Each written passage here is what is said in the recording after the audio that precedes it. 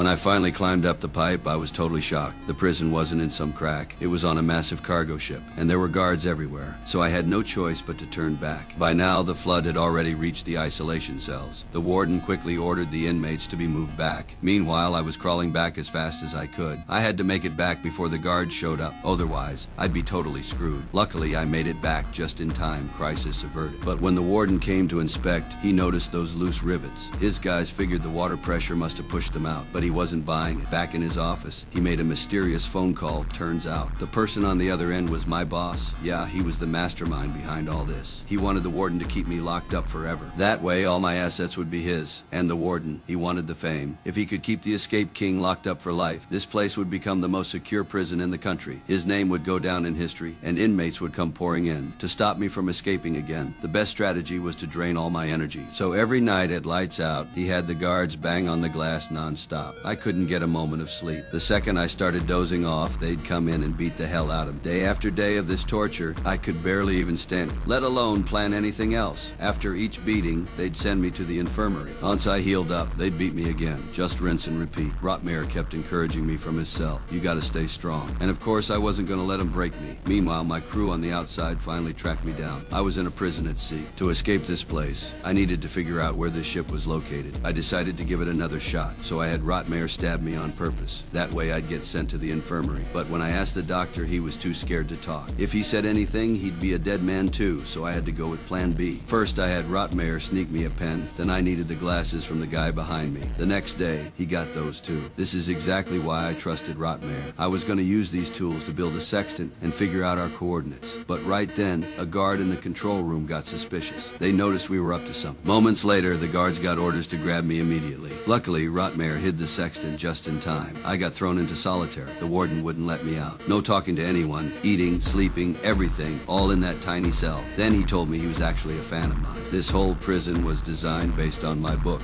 An Introduction to Prison Security Flaws. You let me go and I'll pretend this never happened. You don't, and I'll burn this fucking place to the ground on my way out. When I threatened to escape, the warden actually got more excited. He loved a good challenge. Keeping the greatest escape artist locked up in this ocean prison would make him a legend. The next day, he let me out. Rotmeier nervously asked what happened. I told him I sold him out. Turns out, Rotmeier was the head of a secret organization. They specialized in hacking into banks worldwide. Even though he got caught, his organization was still running. Now every country had a huge bounty out trying to find his crew. The warden wanted that reward money too, so Rotmeier and I fed him fake intel about the organization, while quietly looking for allies. Jive, the guy I'd beefed with earlier, was the perfect candidate. I had him pretend to snitch to the warden and rat out my escape plan to gain the warden's trust. Since we'd had that fight before, the warden would never suspect him. Jive had a habit of praying, so he used that to score a special privilege. He got permission to pray on the deck under the open sky. This way, he could use a sextant to figure out our location based on what he found and the direction the toilet water swirled. I figured out we were in the northern hemisphere, so this cargo ship was probably docked near the coast of Morocco now. That we knew where we were, we just needed one more thing. Someone on the outside to pick us up. Getting a message out became the real challenge. Then I remembered. The doctor's office had a book called Security Breach Fundamentals. Clearly, he was a fan of mine, so I revealed my identity to the doctor and told him I'd been set up. After thinking it over, he finally agreed to help me send out a rescue signal. Everything was set. All I needed was the right moment. First, I had Jave pass some fake info to the warden. When lights out came, I started tapping on the glass with a pen to get the warden's attention. It was Morse code. Once he cracked it, he thought the inmates were planning a riot in Block C. Meanwhile, the doctor had already sent out the rescue message. The warden took the bait and moved most of his guards to Block C with fewer guards in Block B.